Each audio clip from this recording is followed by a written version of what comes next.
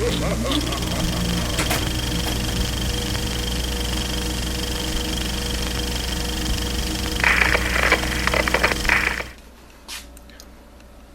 up, guys? Evil here. Hey, unless you've been living under a rock, this has been a very Star Wars Christmas.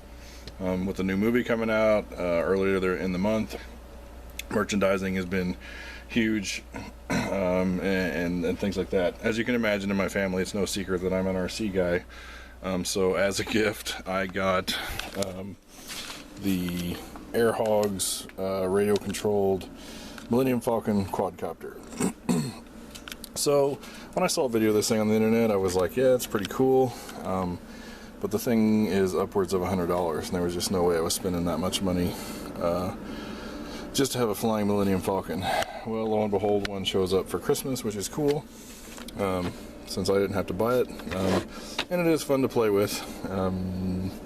So I thought, since I did have one of these in my hands, I would at least do a little bit of a review of it, and then fly it and let you guys check it out. So basically, this thing is like a little micro-sized quadcopter, and it's kind of sandwiched in a styrofoam shell that resembles a Millennium Falcon. It's painted pretty nice, and it's pretty convincing to look at when it's, you're looking at it from the side. It's got a nice radio, which is cool. Got the Star Wars branding, which probably doubles the price of what this thing would cost. It's got some licensed sound effects from the movies, which is kind of neat. Runs on 6 AA's. Charging is done via the transmitter. There's a little cable that you plug into the top here. What is cool about this charging device is they give you a USB cable, so you can plug it into your PC and then charge off the USB, not pulling off of the AA's in the transmitter, which is nice. So I've seen this thing $110, $120. It's got some LED lights, some sound effects. Like I say, pretty cool. I think the big cost of this thing is going to the branding, to LucasArts or Disney or whoever. It's got a nice paint job and whatnot. So anyway, enough blah blah blah. Oh wait, let's turn this thing on so you can hear some of these sound effects.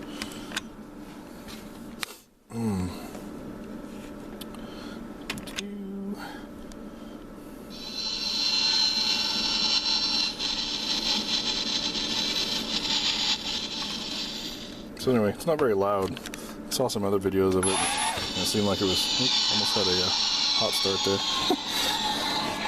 I need a lockout on the sticks. So it's got these 2 buttons, or sound effects. You got light speed or hyperspace. And this one is just kind of random. It does like laser sounds. It does it when it wants to, apparently. I'm not pushing it properly. Got some laser sound effects. Oh, you got a Wookiee. Nice. Anyway, I'm sure those all cost extra as well. So, blah blah blah. Let's fly it around. You guys can check it out and see if you think it's worth 100 bones. Alright, just to make sure we got this framed up right for you guys here. Here you can see it with the LEDs lit. It's kind of annoying. It does have a mute switch to shut that stuff off. Got the kind of engine light going on there. It's kind of cool. Let's take it for a spin.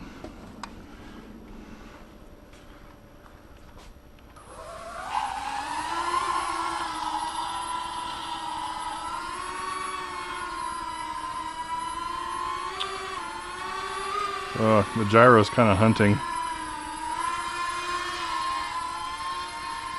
I'm sure they probably don't put the best gyros in the world in this thing. Try not to crash it.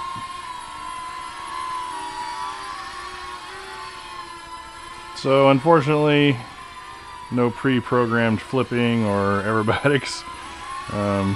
This being the Millennium Falcon, it would be kind of cool to see it be able to do some flips and rolls and stuff, but I just don't think it has enough horsepower. It feels very underpowered. For doing much more than what I'm doing here, I don't think you would have great results. Matter of fact, it hovers slightly above mid-stick, which kind of tells me that, just not quite enough zoot for what you're flying around. But anyway, I think it looks it looks cool. I mean, if I could have, you know, predicted I would have a flying Millennium Falcon at some point when I was a kid. From the side, it looks pretty cool.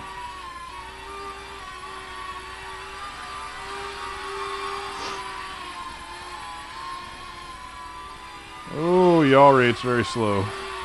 You get in trouble.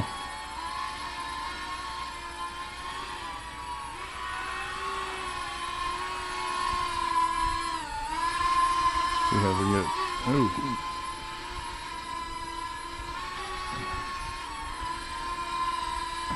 Gyro doesn't really keep it sitting very still. Gotta get it just into a hover. There's no trims, so you can't trim it out, and it does just kind of wander around. I wanted to get it here so I could kind of walk around it, but it's a bit of a struggle just to get it to hover. That's max yaw rate right there. So anyway, you can pretend like you're flying into Mos Eisley or whatever, buzzing around, but you're not going to be doing any high-speed aerobatics, unfortunately.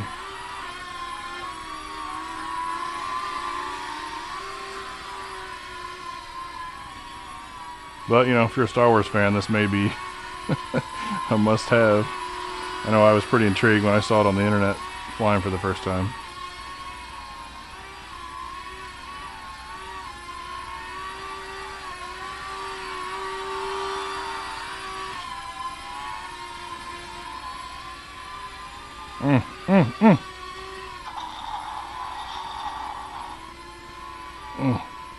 Get out of there.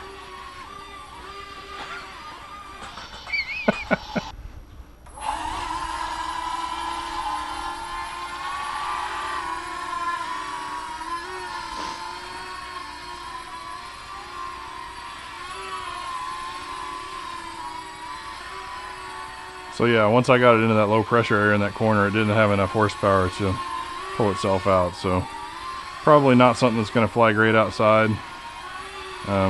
It does not give you much angle at all. So any kind of wind is going to take this thing wherever it wishes.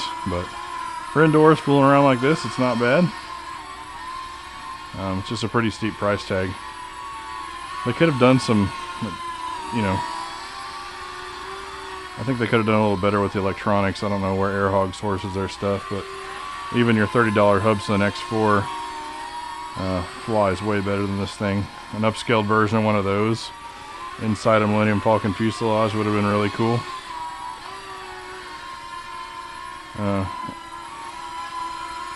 So I would say it's probably typical AirHogs quality as far as how it flies, but functional, pretty cool. Would I spend $100 on it? No. If you're a huge Star Wars fan, it may be worth it. But if you're just looking for something to fly, there's a lot cheaper and a lot nicer options out there. But for the Star Wars nut, it's pretty cool. So, and there's the flight. What was that? 5 or 6 minutes, maybe. Anyway,